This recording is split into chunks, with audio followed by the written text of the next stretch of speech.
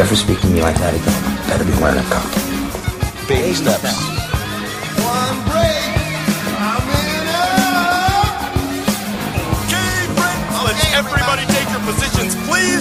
Here we go. 6, 5, 4, 3, 2, rolling. Dave! And Dave! Unchained. welcome to Dave and Dave Unchained, a Van Halen podcast. I'm Dave. And I'm Dave. And we are at episode 36, Dave. This is the last one for 2018, December. Happy holidays to all. Happy Hanukkah to you, Dave. I know you love the Hanukkah season. Yes, coming past already. Came early this year. Came early this year, right? So you got all your checks. You shook them all out onto the lawn. No, sadly, that is no longer a thing. That's right, unfortunately. You're the one writing the Hanukkah checks now. The torch has been passed. No Hanukkah Harry for Dave this year. No. All 8 candles are come and gone. That's right. But enough of this holiday bullshit.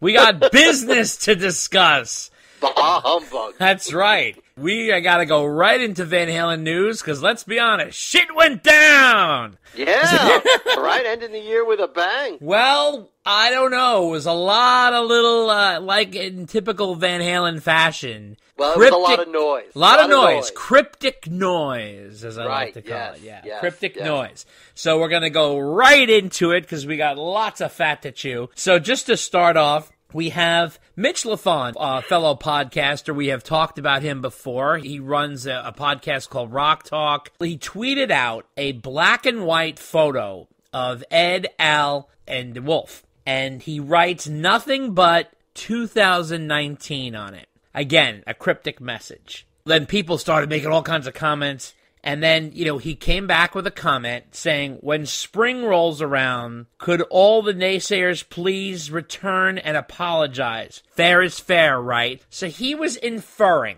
with the photo of the three of them that these three were going to do something in 2019. Now, people are obviously, they see Eddie, they see Alex, and they see, well, they're automatically thinking Van Halen. Interesting enough, Wolfie came out of the woodwork and said, LOL, man, you sure like to post some clickbaity stuff, don't you, huh? Mitch said, well, there was nothing actually to click on, and I didn't give it any meaning. And it was all this cryptic talk back and forth. And then he says, are you going to deny that the three of you will be having supper in 2019? Now, that's Mitch being a wise guy back. Right, because that's such a BS comment, because he knows exactly what he's doing. And then he says, I don't do clickbait. Now, some people were saying, oh, I think the singer is already in the photo, and Mitch sent back a check mark. And then someone says, are the three touring to support Wolf's album? And Mitch sent back a check mark. And Mitch also wrote, nobody is missing from the photo. There is no VH band for 2019, but ... And then Mitch came back again, more people talking, and he said, it's not VH. Now, what I think Mitch is doing is he's hitting on something here. Mitch has proven that he's had inside tracks on things before, so I got to give him some credit there. I feel Ed and Al are going to end up touring to support Wolfie's album as his backing band, with Al on drums and Ed on bass. And the reason we've Ed on bass, why is Ed on bass? Because it's not Van Halen. Ed is not there. You put Ed on guitar, it's Van Halen. I mean, we're going to have, But Ed on bass, just like he did for Sammy's album. He played bass on Sammy's album in 1987. And Wolf singing and playing guitar. I think they'll play no VH classic tunes, and I think maybe they would throw in like a track from A Different Kind of Truth, maybe like As Is, something real jammy that they could, play around with. And maybe a couple of covers along with his solo album material. But I can see this being a small theater tour around the country. Not huge, but just hitting major cities. What do you think, Dave? And on bass. It's like a waste. I know. There is no promoter that is going to sign them up. Really? If Ed's on bass. Really? No. No, Dave. If Ed's not playing guitar, you're not going to get... not that Wolf is going to get big venues. Right. But if they're like, oh, listen, my dad's playing bass, they're going to be like, you know what? Maybe you want to go to the 500-seater instead of the 2,000-seater. Well, I don't know. Dave, if Eddie Van Halen is playing, and he's playing bass, right? Are you really going to go out of your way to see that show? Absolutely. You know what? Yeah. You know what? I'm not so sure I would. Depending where they were playing. Really? Depending how far they were going. How about what? To see Ed on bass? To see Ed is proficient on bass, but I'm not going out of my way to see a proficient bass player. Well, listen. First of all, we'd have to go for the podcast. Second of all, the other thing is that just from Van Halen curiosity alone, I would want to go see what's going on. Anything these guys do, I personally think, that's your opinion, I appreciate it, but I'm thinking that Eddie could play the fucking tuba and people would show up. I think you overestimate that draw. Okay, all right, that's all right. Because I see and hear a lot of people who are like, oh, the three of them are just going out? Yeah, no, I'm not interested. Really? I mean, there's a lot of people like that. Now, really? Now, if Ed's playing guitar, maybe he'll play guitar and bass. Maybe they'll switch it off. That's fine. They do some of Wolf stuff. They do some instrumental versions of some Van Halen classics. Mm-hmm. Do some covers. I would totally see that show. Yeah. I would go out of my way to see that show. To see Ed play in an intimate setting. Right. And when I say intimate, I don't mean like you and me with candles, Dave. I mean a You small said you would venue. never talk about that. The letters are already starting to come in. Valentine's Day in 1989, that was, ladies and gentlemen. I digress. But seriously, like that kind of I would love to see Ed and Al and Wolf in a small venue playing that kind of stuff. That's fine. But if you're telling me Ed's not even picking up a guitar, no way. No way. Well, technically, a bass is a guitar. You know what I mean. And I know. And here's the other thing. Yeah. I mean, I haven't heard Wolf's album, so I don't know. Yeah. But I'm going to go on a limb and say it's not really Van Halen style. Now, so if they're Probably really doing stuff from Wolf's solo album, can Ed and Al handle that? I mean, I'm not saying they're lousy musicians, but they are so used to playing Van Halen style. Are they going to Van Halenize a solo album? That's a good question.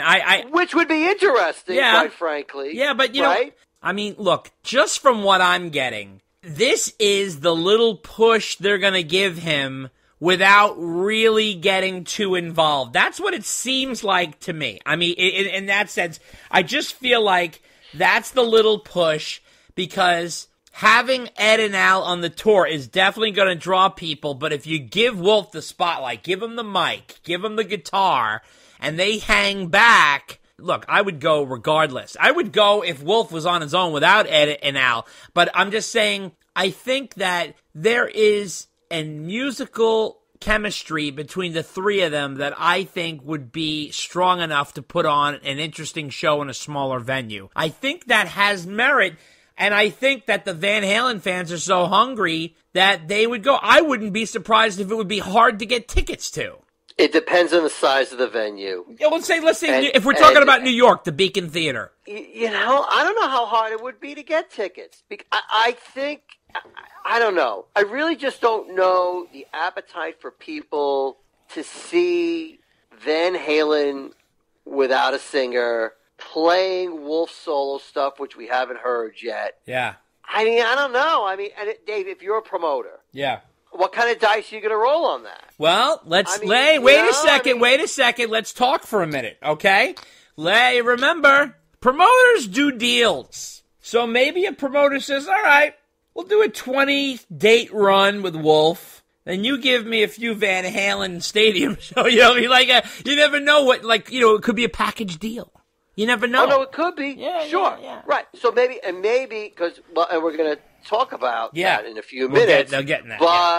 But yeah, you're right. So maybe they went out and said, hey, we're going to do some dates with Wolf. And they're like, yeah, but are you bringing the singer for something? Because I'm not interested unless that's part of the deal. Right. And then they go, all right, we'll play Yankee Stadium for you if you let my son tour if you let my son tour for a month or two at some smaller venues, right. We'll call it Metallica, and we'll do a stadium show. Yeah, right. So you're absolutely right. That could be happening, but I don't know. I mean, Wolf on his own is untested. So agreed. I mean, if you're not bringing Ed and Al, I'm telling you, Dave. Yeah. If Ed ain't playing guitar, people are not going to be flooding it to see him play tuba. Okay. All right. That's not happening. Okay. We shall see. Okay. Here's the thing. Now, I want to also mention that Wolf did not deny any of this. He broke Mitch's balls a little bit, but he did not say, like, you're out of your mind or this is bullshit, or he didn't deny anything. Right. So let's do that, and let's also get to Wolf regarding tweeting. Now, Wolfie is getting a little funny on his tweets. He's getting a little bit of a wise guy. He commented on a fan's tweet, and, the fan's tweets weren't nasty, which was interesting, who simply said something about they don't need money. Why not swing the bat and still show a musical force? Basically, they were talking about why doesn't Van Halen go out, and I know they don't need money, but let them still show that they're Van Halen. And Wolf said, LOL, yep, I'm hanging it up. I've had a long career. I think I'm done. Totally done. And then Wolf was like, no, I'm retired. And then he had to come back and say, in case some people didn't understand my last few tweets, which, judging by the bulk of replies, many didn't, I'm not actually retired. It was sarcasm. Sarcasm in all caps. Because it's a ridiculous idea. What kind of asshole would I be if I retired at 27 years old? Okay, good night. So he seemed to get a little snip there.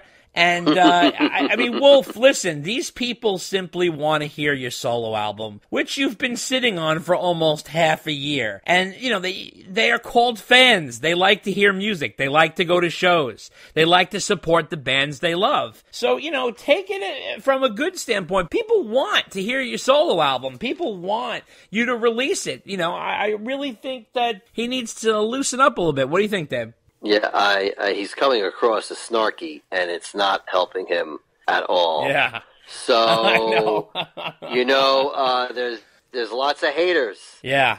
Lots of haters out there on the net. Yeah. What was the vibe like on the links? They were basically saying the same thing, like, he's coming across as a jerk.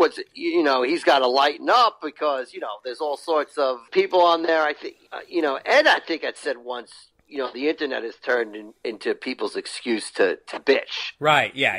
That's true. Which is absolutely true. Basically, on the links or anywhere else, it's like he's got to lighten up. He's got to let go. I mean, if he's gonna be thin-skinned, because people are making comments. Yeah. You're not gonna get anywhere quick. Too late for that. To your point.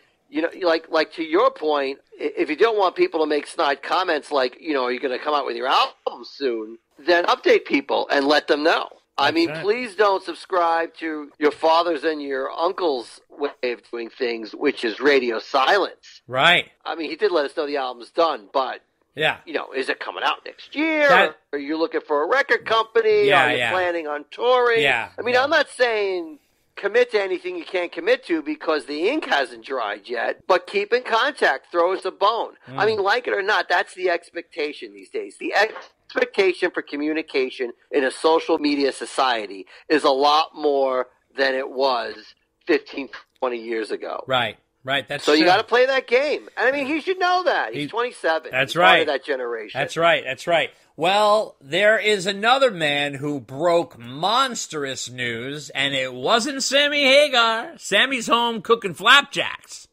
And David Lee Roth emerges from the darkness and out into the light, doing press for his new tattoo cream, Ink the Original. So what Dave is selling now is he has a special product. It's like an all-natural product that is for tattoo care. So people who get tattoos, they want to preserve the tattoos. And I'm sure everybody has seen people who get tattoos, and over the years, wow, do they look horrendous. And I mean, there's better inks now. There's better systems to create tattoos. But remember, skin is not canvas. It moves and it grows. So Dave has put a bunch of money, and according to him, monies from his last few Van Halen tours, pouring